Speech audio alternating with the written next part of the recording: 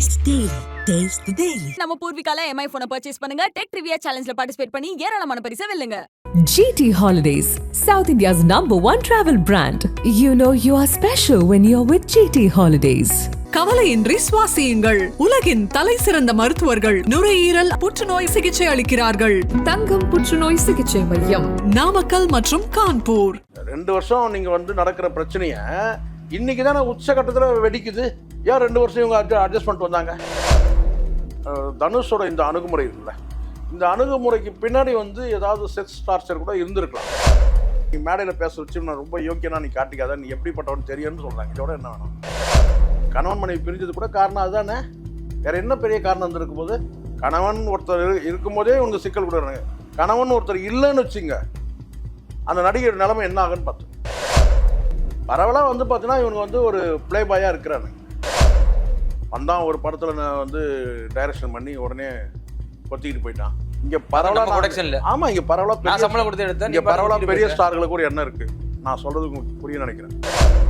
ஒன்று நீ வாழு, இல்லைன்னா எங்களை வாழ விடு அப்படிங்கிறது என்ன அப்புறம் என்ன அர்த்தம்னா, நீயும் வாழ மாட்டேன்ற ஏதோ ஒரு வகையில் நீ எதிர்பார்ப்போட தான் நீ டார்ச்சர் கொடுக்குறன்னு தெரிய வருது இல்லை. ஆனால் இவங்களுடைய தலையீடு என்னன்னு கேட்டினா, அந்த ஒரு வெறுப்புணர்வோட தொடர்ந்து எந்த வகையிலாவது டார்ச்சர் கொடுக்கணும். அப்போ என்ன பண்ணலாம்? 2வது 10 கோடி ரூபாய் ஒர்த்தான்றதை முதல்ல பார்க்கணும். இல்லை ரீசன், உண்மையான ரீசன் இதானா இல்லை வேற ஏதோ இருக்க இவனுங்க சார்?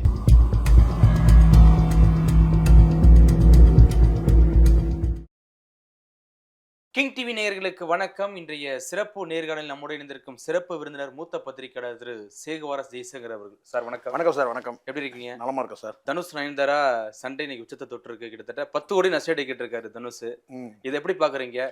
கிட்டத்தட்ட ஒரு மன வருத்தத்தோட ஒரு என்ன சொல்றது, ஒரு பக்கத்துல ஒரு குமுறல் மாதிரி கொட்டியிருக்காங்க நயன்தாரா அவர்கள். நோட்டீஸ், அட்வொகேட் நோட்டீஸ் மாதிரி இல்ல, ஒரு இது என்னன்னு கேட்டா ஒரு கண்டிச்சு ஒரு வெளிப்படையா ஒரு வெளிப்படையான இது நீண்ட நாட்கள் இவங்களுக்குள்ள குமுறலை கொட்டியிருக்காங்க. வெளிப்படையா ஒரு கடிதத்தின் மூலம் குமுறலை கொட்டியிருக்காங்க. உண்மைதான். ஆமா.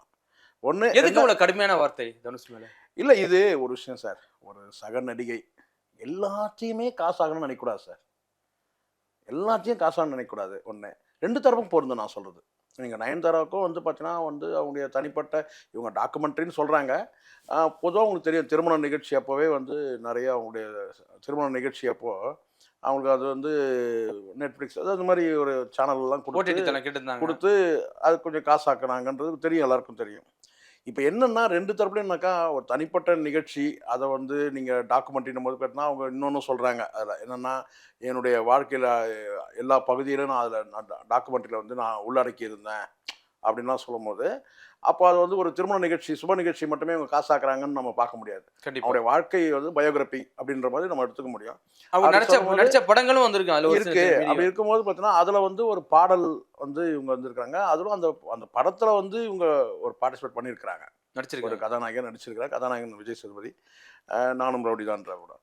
அதில் ஒரு ப்ரொடியூசர், ஒரு ப்ரொடியூசராக பார்த்தீங்கன்னா அதில் நீங்கள் வியாபாரம் பண்ணுறீங்க, எனக்கு ஒரு சில பங்களிப்பு கொடுங்க, எனக்கும் ஒரு வியாபாரம் கூட நீங்கள் பேச முடியும் தான். ஆனால் ஒரு 10 கோடி ரூபாய் நீங்கள் ஒரு நஷ்டஈடு கேட்டு அதை அனுப்புறது இருக்குன்னா, இதை கேட்டால் நம்ம சக தோழமையோடு இதை இவங்க விட்டு கொடுத்துருக்கலாம். என்னை பொறுத்த வரைக்கும் நான் இவங்ககிட்ட இல்லை, பணம் இல்லை சார். எவ்வளோ பணம் வச்சுருக்காங்க?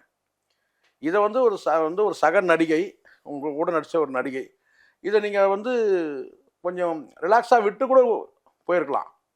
அது நீங்கள் இதுக்கு ஒரு 10 கோடி ரூபாய் நீங்கள் நஷ்டஈடு கொடுங்க எனக்குன்னு சொல்லி கேட்குறதுன்னு கேட்டால், நஷ்டஈடுன்னு கேட்டால் இது நீங்கள் அதை பயன்படுத்திக்கிட்டீங்க, அதுக்கான இழப்பீடு கொடுங்கன்னு சொல்லி கேட்குறதுன்றது ஒரு ப்ரொடியூசராக நடந்து சரின்னு சொல்லலாம், சட்டப்படி சரியாக இருக்கலாம்.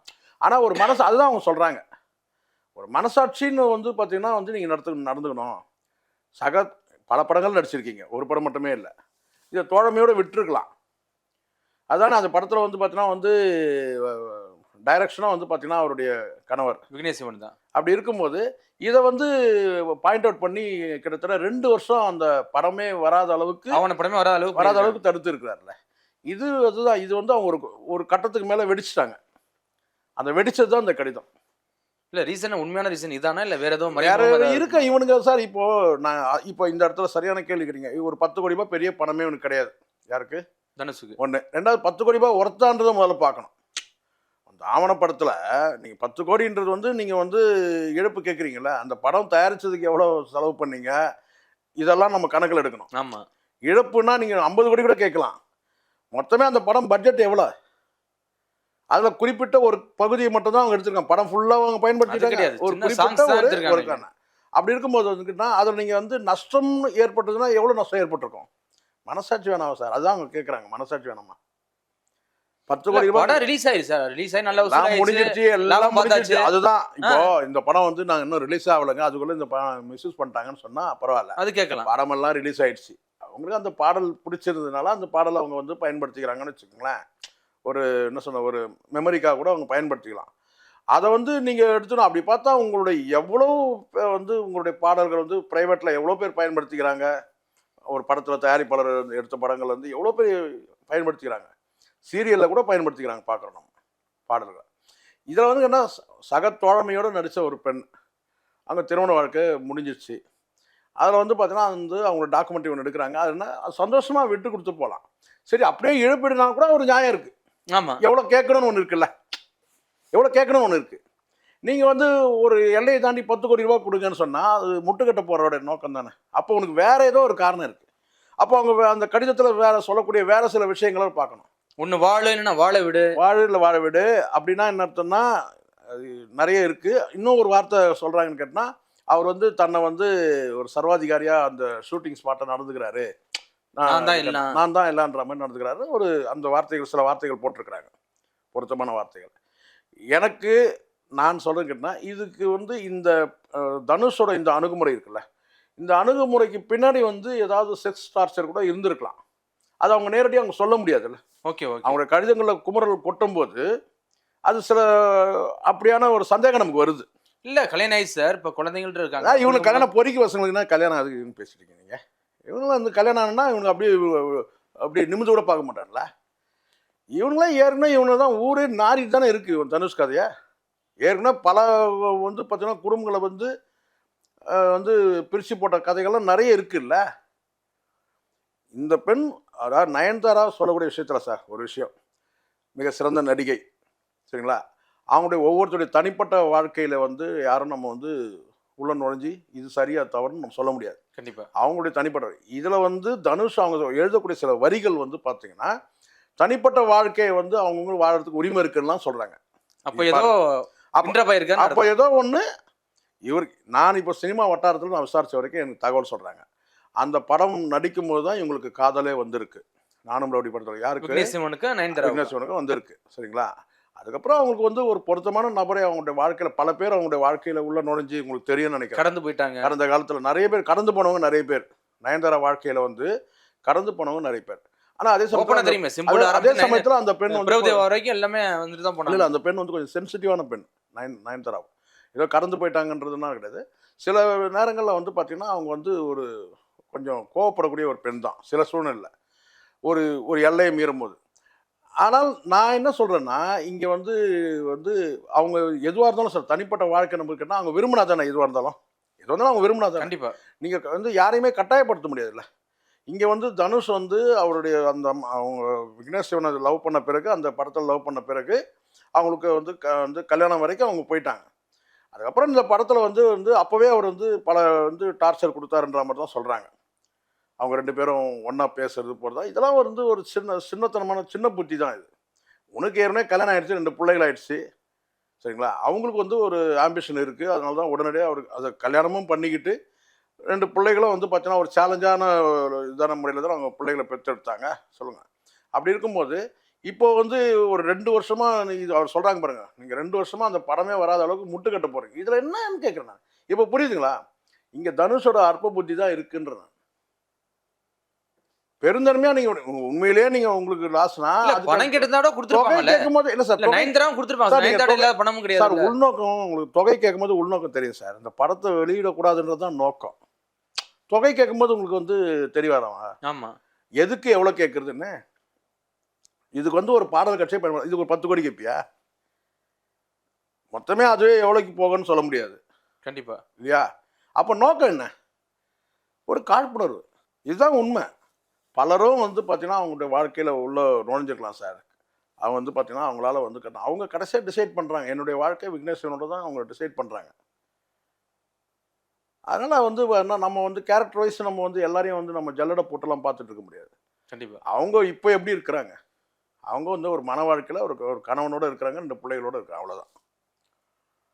அதுதான் அதில் வந்து பார்த்தீங்கன்னா நீங்கள் வந்து ஒரு கட்டத்துக்கு மேலே நீங்கள் என்ன செய்யணும் கேட்டிங்கன்னா வந்து இவ்வளோ பெரிய ஒரு நோட்டீஸ் அனுப்பி ஒரு 10 கோடி நஷ்டம் கேட்டுலாம் பண்ண சக தோழமைன்ற முறையில் வந்து விட்டு கொடுத்து போயிருக்கலாம். விட்டுனா அதுக்காக நான் ஃப்ரீயாக கூட கொடுங்கல்ல. ஆமாம், அதுக்கு ஒரு மியூச்சுவல் மாதிரி போட்டு ஆமாம் ஒரு வந்து பார்த்தீங்கன்னா வந்து இதுக்கு இவ்வளோ தொகை கொடுத்துருங்க, நீங்கள் பயன்படுத்திங்கன்னு சொல்ல ஒரு ப்ரொடியூசராக சட்டப்படி சொல்கிறேன் நான். ஆனால் தோழமையோடனா தாராளமாக விடலாம். இது ஒன்று எவ்வளவோ. ஆனால் இப்போ நயன்தாரா நடிச்ச படங்கள்லேயே மற்ற ப்ரொடியூசர் ஒத்துக்கிறாங்களா சார்? நீங்கள் பயன்படுத்திங்க சொல்லும்போது தனுஷ் மட்டும் தான் எதிர்பார்க்க. தனுஷோட அதுதான் அவங்க சொல்கிறாங்க, தனிப்பட்ட கேரக்டர் நீ மேடையில் பேச வச்சு நான் ரொம்ப யோக்கியனா நீ காட்டிக்காத, நீ எப்படிப்பட்டவன்னு தெரியும்னு சொல்கிறாங்க. இதோட என்ன வேணும்? இதோட என்ன வேணும்? நீ எப்படிப்பட்ட அயோக்கியன்னு தெரியும், நீ மேடையில் பேச வச்சு ரொம்ப நீ நல்லவனா காட்டிக்காத அப்படின்னு சொல்கிறாங்க. நீங்கள் வந்து படப்பிடிப்பு தளத்தில் உங்களுக்கு கீழே வேலை செய்கிறாங்க அத்தனை பேர் நீங்கள் நீ உன்னை சர்வாதிகாரியாக நீங்கள் நினச்சி அதான் நான் பல வார்த்தைகள் போடுறாங்கல்ல. கண்டிப்பாக. அதனால் இதை வந்து எனக்கு வந்து நான் சொல்ல கேட்டேன், பல வகையில் டார்ச்சர் கொடுத்துருக்கலாம், பொறாமை இருக்கலாம். நயன்தாரா வந்து பார்த்தீங்கன்னா அவங்க திருமணம் பண்ணிக்கிறதுல கூட இவங்களுக்கு வந்து இருக்கலாம். எனக்கு வந்த தகவல் நிறைய பல குடும்பங்கள் வந்து ஒரு நடிகை நடிக்கிறாங்க, ஒரு கட்டத்தில் வந்து அவர்களுக்கான ஒரு லைஃப் பண்ண கிடைக்கும் போது கல்யாணம் பண்ணிட்டு போனா அதுக்கே உங்களுக்கு அதுதான் உள்ளுக்குள்ள ஒரு காழ்ப்புணர்வு தானே, வேற ஏதோ ஒரு காரணத்துக்காக தானே. நீ இந்த 10 கோடின்றது 10 கோடி உங்களுக்கு பணம் இல்லாமல் இல்லை சார், உங்ககிட்ட எவ்வளோ பணம் இருக்கு. இந்த 10 கோடி நீங்கள் நஷ்டீடு கேட்டு வாங்கி தான் ஒன்றும் கிடையாது. அதனால் இது வந்து கேட்டால் இதுக்கு உள்ளே வந்து பார்த்தீங்கன்னா வேற வந்து ஒரு வகையான ஒரு வந்து பார்த்தீங்கன்னா ஒரு பொறாமை, ஒரு காழ்ப்புணர்வு அப்படி இருக்கலாம். தனக்கு கீழே எல்லாமே கடைசி வரைக்கும் அடிமையாகவே இருக்கணும், தன் படத்தில் நடிக்கிறவங்க எல்லாம் அடிமையாக இருக்கணும். இவங்கெல்லாம் பயங்கர ஈகோ பிடிச்சவங்களாக இருக்கிறாங்க. இப்போ தான் தெரியுது நமக்கு வந்து பல பேர் வந்து ஏற்கனவே நமக்கு தெரியும் அரசியல் புரசா இப்போ தான் வெளிப்படுது. இப்போல்லாம் ஒரு கடிதங்கள் மூலமாக வெளிப்படுது பாருங்கள். ஆனால் வந்து நமக்கு அரசியல் புரசலாக தெரியும், ஐயோ அவனா இப்படி பட்டவன் அப்படின்னு சொல்லிட்டு இப்போ ஒன்று ஒன்றா வெளியே வருது பாருங்க. இல்லை சமீப காலமாகவே தனுஷ்னாவே ஏற்பட்ட சர்ச்சைக்குரிய விஷயம் வந்து சார் வந்து சமீப காலம் சார், நீண்ட காலமே இப்போ அவனுடைய கணவன் மனைவி பிரிஞ்சது கூட காரணம் அதுதானே. வேற என்ன பெரிய காரணம் இருந்திருக்கும் போது பரவலாக வந்து பார்த்தீங்கன்னா இவங்க வந்து ஒரு பிளே பாயாக இருக்கிறானுங்க. அதோடைய விளைவு தான் இது வந்து கேட்டால் வந்து அடுத்தவங்க வந்து பார்த்தீங்கன்னா நீங்கள் இப்போது கல்யாணம் ஆகிட்ட பிறகு கணவன் மனைவி வாழ்க்கைன்னு வந்துடுது. அவங்களுக்கு ஒரு சினிமா தளத்தில் வந்து ஒரு கதாநாயகன் நடிக்கும் போது நீங்கள் அட்ஜஸ்ட் பண்ணிட்டு அது இதுன்னு சொல்லிட்டு நீங்கள் அனுபவிக்கிறீங்க. ஆமாம், அதில் வந்து ஏகப்பத்தினி விரதம் ஒன்றும் கிடையாது. இவன் தனுஷ் இவன் ஊரை சுற்றி எல்லாம் வந்து பார்த்தீங்கன்னா என்ன அட்டகாசம்லாம் இவன் கடந்த காலத்தில் பண்ணான்னு எல்லாம் செய்தியாக வந்துகிட்டு இருக்குது ஊடகத்தில். நீங்களோ நானும் தனியாக பேச போகிறதில்ல. சுஜித்ரா எல்லாத்தையும் பல விஷயத்தில் இருக்குன்னு கேட்டால் இவன் வந்து பார்த்தீங்கன்னா இவன் வந்து பொம்பளை பொறிக்கிங்கன்றது வந்து பார்த்தீங்கன்னா பரவலாக செய்தியாக வந்திருக்கு, நம்ம பார்த்துருக்கோம்.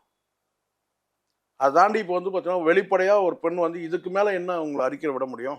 ஏதோ ஒரு வகையில் நீ எதிர்பார்ப்போட தான் நீ வந்து டார்ச்சர் கொடுக்குறேன்னு தெரிய வருது இல்லை. நீங்கள் இங்கே விக்னேஷ் சிவனை பார்க்கக்கூடாது, இல்லை மற்றவங்களை பார்க்கக்கூடாது சார். உங்கள் கூட நடித்த ஒரு பெண் சக நடிகை உங்களுக்காண்டி எத்தனை படம் அட்ஜஸ்ட் பண்ணி எத்தனை படம் நடிச்சிருக்காங்க, படத்துல நடிச்சிருக்கிறாங்க, அட்ஜஸ்ட்மெண்ட் பண்ணி நடிச்சிருக்கிறாங்க, அப்படிலாம் இருக்குல்ல. சரிங்களா? அந்த கோபம் இருக்கு. நீங்க சொன்ன கால் ஷீட்டை சொல்றேன், நீங்க அட்ஜஸ்ட் பண்ணா நான் அதான் சொல்றேன். உங்களுக்காக அட்ஜஸ்ட் பண்ணி நடிச்சிருக்காங்க அப்படிங்கும்போது அந்த ஒரு கோவம் இருக்கணும்ல. அதுதான் பயன்படுத்தின இன்னைக்கு வந்து நீ வந்து 10 கோடி கிட்ட டார்ச்சர் பண்ணி. இது ஒரு வகையான விக்னேஷ் சிவன் மேல உள்ள ஒரு பொறாமை சார். நீங்க கூர்ந்து கவனிங்க. அதாவது நயன்தாரா மேல உள்ள ஒரு கோபம் இருக்கு, விக்னேஷ் சிவன் மீது ஒரு கோபம் இருக்கலாம். வந்தான் ஒரு படத்துல நான் வந்து டைரக்ஷன் பண்ணி உடனே கொத்திக்கிட்டு போயிட்டான், அப்படி கூட இருக்கலாம். இங்க பரவலா ஆமா இங்க பரவலா சம்பளம் கொடுத்து எடுத்தேன். இங்க பரவலா பெரிய ஸ்டார்களுக்கு ஒரு எண்ணம் இருக்கு. நான் சொல்றது உங்களுக்கு புரிய நினைக்கிறேன். இங்க எல்லாருக்குமே பெரிய மூத்த நடிகர்களுக்கு வாய்ப்பு இல்லாமல் இருக்கலாம். இப்போ கமலுக்கோ அல்லது ரஜினிக்கோ அந்த மாதிரி இருக்கலாம், வாய்ப்பு இல்லாமல் இருக்கலாம். பட் விஜய் இந்த கேட்டகரிஸ் இருக்காங்கல்ல, தனுஷங்களாம், இவனுக்கெல்லாம் ஒரு படத்தில் கதாநாயகனா அவனுக்கு அடிமையாக இருக்கணுன்ற அந்த எண்ணம் இருக்குது இவங்களுக்கு.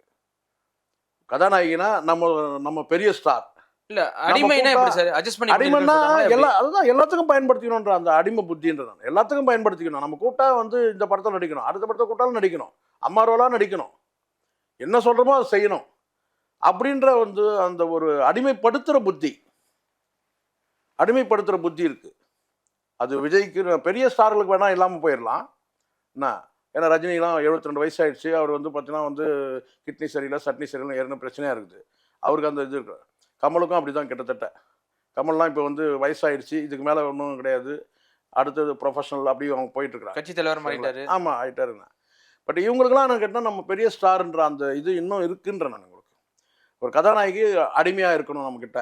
இல்லை சார், இப்போ நல்ல ஒரு உச்சத்தை தொட்டிருக்காரு தனுஷ். இப்போ இன்னைக்கு வந்து டைரக்ஷன் பண்ணிட்டாரு, கதையாசிரியர், பாடகர், இப்படி பல நோக்கத்தில் பார்க்கப்படுது தனுஷ்.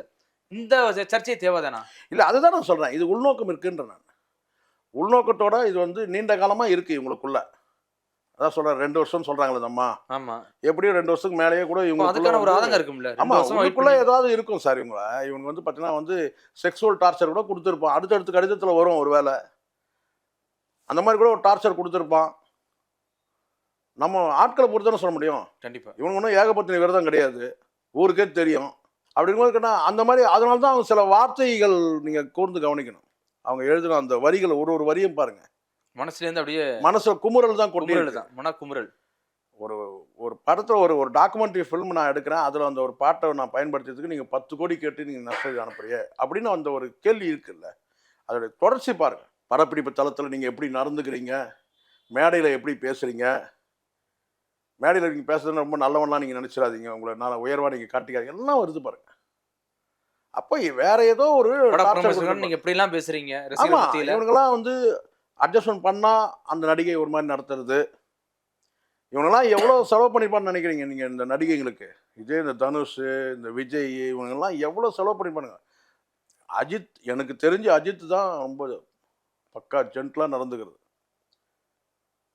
இவங்கெல்லாம் வந்து பார்த்தீங்கன்னா இந்த மாதிரி வந்து பார்த்தீங்கன்னா வந்து என்ன செலவு வைர நெக்லஸ் கொடுக்கறது, வீடு வாங்கி தர்றது, இப்படி தான் பண்ணிட்டு இருக்கிறானுங்க எல்லாம் பெரிய ஸ்டாருங்க எல்லாருமே. அஜித் மட்டும்தான் வந்து மறைமுகம், இன்னும் சொல்லப்போனால் மறைமுகமாக பல பேருக்கு 60,000 பேருக்கு வந்து கேட்ராக்ட் ஆப்ரேஷன்லாம் பண்ணியிருக்கிறா சொல்கிறாங்க. உண்மையாக வந்து மக்களுக்கு சேவைன்றது வந்து இந்த கைக்கு அந்த கைக்கு தெரியாமல் பண்ணுறது வந்து அஜித் மட்டும்தான். சாதாரண மக்கள் எல்லாருக்கும் பண்ணுறது பெரிய லிஸ்ட்டே இருக்குது. பொதுவாக இவங்க வந்து பார்த்தீங்கன்னா இந்த நடிகைகளுக்கு வந்து ஒரு வகையான டார்ச்சர் கொடுக்கறது, அவங்க அட்ஜஸ்ட்மெண்ட் பண்ணிக்கிட்டா அவங்களுக்கு தேவையானதை வாரி கொட்டுறது, அதை அட்ஜஸ்ட்மெண்ட் பண்ணிக்கல ஒரு ஒரு மன வாழ்க்கைக்கு போயிட்ட பிறகு எந்த பெண்ணும் அதுக்கு சம்மதிக்க மாட்டாங்க. பொதுவாக சொல்கிறேன். ஆமாம், என்ன பரவலாக சினிமா வட்டாரத்தில் எக்ஸம்ஷன் இருக்கலாம். மன வாழ்க்கைக்கு போயிட்ட பிறகு கூட வந்து இந்த அட்ஜஸ்ட்மெண்ட்டுன்ற அந்த இதுக்கு சில பேர் வந்து இருக்கலாம், அவங்களுடைய பொருளாதார நெருக்கடி இதுக்காக போகலாம். ஆனால் பொதுவாக வந்து ஒரு பெண் விரும்பலை அப்படின்னு சொன்னால், அவங்க ஒரு மன வாழ்க்கையில் இருக்கிறாங்கன்னு சொன்னால் அவங்கள விட்டுறது தான் சரியான நடவடிக்கை. அதில் அவங்களுடைய வாழ்க்கையில் குறுக்கிடக்கூடாது. ஆனால் இவங்களுடைய தலையீடு என்னன்னு கேட்டால் அந்த ஒரு வெறுப்புணர்வோட தொடர்ந்து எந்த வகையிலாவது டார்ச்சர் கொடுக்கணும். அப்போ என்ன பண்ணலாம்? இப்படி பண்ணுறது தான். இல்லை, அந்த ஒரு மீனிங் சார் காட்டுது. ஒன்று நீ வாழு, இல்லைன்னா எங்களை வாழ விடு அப்படிங்கிறது என்ன? அப்புறம் என்ன அர்த்தம்னா, நீயும் வாழ மாட்டேன்ற உன் பொண்டாட்டிக்கிட்ட, என்னையும் வாழ விட மாட்டேன்றது தான் பொருள். நான் அப்படி தான் புரிஞ்சுக்கிறேன். வாழ விடுன்ற இடத்துல இந்த இடத்துல எதுக்கு சார் வரணும் இந்த கடிதத்தில்? ஆனால் அந்த பொருள் அர்த்தமே வேற மாதிரி. ஆமாம், அதுதான் சொல்கிறேன். இவனுங்க டார்ச்சர் கொடுப்பானுங்க சார், இவனுங்க டார்ச்சர் கொடுப்பானுங்க. இதெல்லாம் சாடிஸ்ட். இவனுங்க உங்களுக்கு தெரியும்ல, சாடிஸ்ட்னா என்னன்னு உங்களுக்கு தெரியும்ல. அடுத்தவங்களை துன்பப்படுத்தி மகிழறவனுங்க, அவனுங்களுக்கு தான் சாடிஸ்ட்னு பேர். இதெல்லாம் ஒரு வகையான ஒரு பொறாமை தானே சார். அவங்க ஒரு மன வாழ்க்கையில் எதுவும் அவங்க கூட சேர்ந்து நடிச்சிட்டாங்க, முடிஞ்சிச்சு. இவனுங்க காலத்துக்கும் இவனுங்க ஏதாவது ஒரு படத்தில் கொடுப்பான், ஒரு குத்தாட்டம் போடுவான்னுவான், அவங்க வர முடியாதுன்னுவாங்க, வந்து ஒரு டான்ஸ் போடுன்னுவான். படத்தில் மட்டும்தான் நீங்கள் சொல்லாதீங்க. அவங்க முடியாதுன்னு சொன்னால் இந்த மாதிரியான டார்ச்சர்களை ஆரம்பிப்பாங்க. இப்போ புரியுதுங்களா? ஒரு நடிகை ஒரு பெண்ணுக்கு வந்து ஆண் துணை இருந்தாலே இவ்வளோ சிக்கல் கொடுக்குறானுங்க. எது கணவன் ஒருத்தர் இருக்கும்போதே இவங்க சிக்கல் கொடுக்குறானுங்க. கணவன் ஒருத்தர் இல்லைன்னு வச்சுங்க, அந்த நடிகை நிலைமை என்ன ஆகுன்னு பார்த்துங்க. அவ்வளோ டார்ச்சர். இது இவங்களுக்கு மட்டும்தான், நயன்தாராக்கு மட்டும் கிடையாது, எல்லா நடிகைகளுக்கும் இதான் சிக்கல். பல நடிகர்கள் சூசைடுக்கு இது வரைக்கும் ஏன் கரெக்டாக சொன்னீங்க, பல நடிகைகள் ஏன் சூசைட் பண்ணிக்கிறானுங்க? இவனுக்கு கொடுக்குற டார்ச்சர் ஒரு மாதிரி. இது வரைக்கும் அந்த காரணம் ஒன்றும் பண்ணவும் முடியாது சார். இவனுங்க வந்து பார்த்தீங்கன்னா பெரிய லெவலில் இவனுக்கு லிங்க் இருக்கும் சார். உள்ளுக்குள்ளே குடைச்சல் கொடுக்குறோம் சார். ஒன்றுமே இல்லை. அவர் ராதாரவி வந்து ஒரு வெள்ளேந்தியாக உங்களுக்கு தெரியும், ஒரு மேடையில் வந்து என்ன சொன்னார், மேடையில் காளிமுத்து சொன்ன ஒரு விஷயத்த சொன்னார். நயன்தாரா குமுறல் கட்டினா இவங்க வந்து அம்மனா சாமியாலாம் நடிக்கிறாங்க. நமக்கு வந்து காளிமுத்து சொன்னதை மேற்கோள் காட்டி சொல்லிட்டார்.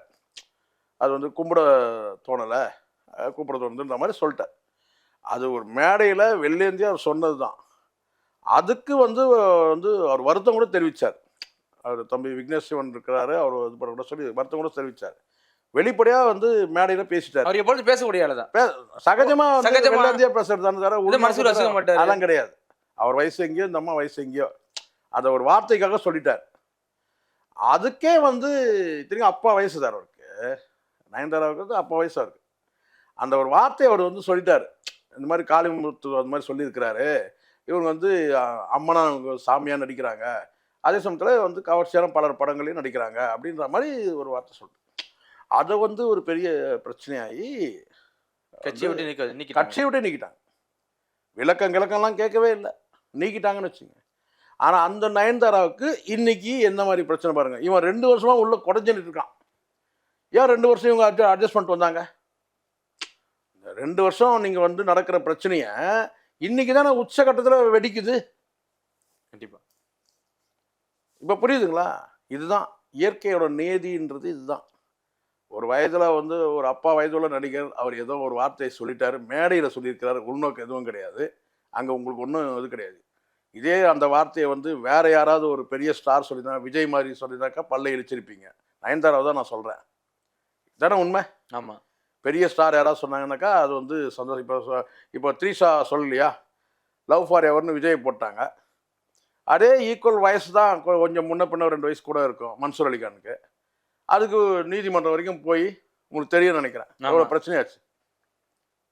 மன்சூர் அலிகானுக்கும் விஜய்க்கும் வித்தியாசம் என்ன? ஆனால் இது ஒட்டுமொத்த நடிகரை மட்டும் எப்படி குறை சொல்ல முடியும்? இதுக்கு வந்து துணைவான நடிகையும் தானே சொல்ல முடியும். நடிகர் நான் சொல்கிறேன், நிஜமாக நான் சொல்கிறேன். நான் குறிப்பிட்டு ஒரு தரப்பை மட்டும் நான் பேசலை சார், 2 தரப்புலையுமே இருக்குது, நடக்குது. ஆனால் இப்போ இதில் இந்த ஒரு விஷயத்தில், இந்த கடிதத்தில் வந்து நம்ம தெரிஞ்சுக்கிறது என்னென்னா, தனுஷ் வந்து பார்த்தீங்கன்னா ஏதோ ஒரு டார்ச்சர் கொடுத்துருக்கிறார். இந்த 10 கோடி மேட்ருக்கு மட்டும் கிடையாது. அதில் வந்து என்னுடைய பாடலை நீங்கள் பயன்படுத்திக்கணும். அங்கே ஏதோ ஒரு ஈகோ கிளாஷ் வந்திருக்கலாம். விக்னேஷ் சிவனுக்கும் இவருக்கும் கூட ஒரு ஈகோ கிளாஷ் வந்திருக்கலாம். ஏதோ நடந்திருக்காங்க கண்டிப்பாக. ஆனால் இவங்க சொல்கிறாங்கன்னு கேட்டால் வந்து வாழு அல்லது வாழ விடு அப்படின்னு சொன்னால் என்ன அர்த்தம்? வாழ விடாத பண்ணியிருந்துருக்கிறான்னு அர்த்தம். ஏற்கனவே இவங்ககிட்ட இருக்கிற பிரச்சனையும் அதானே. பல பேர் சொல்லுவாங்க இந்த வசனத்தை. சினிமா நடிகைகள் லிஸ்ட்டு நீங்கள் எடுத்தீங்கன்னா, இதே வாழு அல்லது வாழ விடுன்ற லிஸ்ட்டை வந்து பார்த்தீங்கன்னா பல பேர் சொல்லுவாங்க தனுஷுக்கு எதிராக. ஆமாம், வாழுனா நான் நீ உன் பொண்டாட்டியோட வாழு, வாழுனா என் புருஷனோட என்னை வாழ விடு, அதான் பொருள். கண்டிப்பாக கண்டிப்பாக சார், பொறுத்திருந்து பார்ப்போம் என்ன நடக்குதுன்னு. மிக்க நன்றி சார். நன்றி சார். Taste the Daily. நம்ம பூர்விகால MI போனை பர்ச்சேஸ் பண்ணுங்க, டெக் ட்ரிவியா சேலஞ்சில பார்ட்டிசிபேட் பண்ணி ஏராளமான பரிசை வெல்லுங்க. GT Holidays, South India's #1 travel brand. You know you are special when you're with GT Holidays. கவலையின்றி சுவாசியுங்கள். உலகின் தலை சிறந்த மருத்துவர்கள் நுரையீரல் புற்றுநோய் சிகிச்சை அளிக்கிறார்கள். தங்கம் புற்றுநோய் சிகிச்சை மையம், நாமக்கல் மற்றும் கான்பூர்.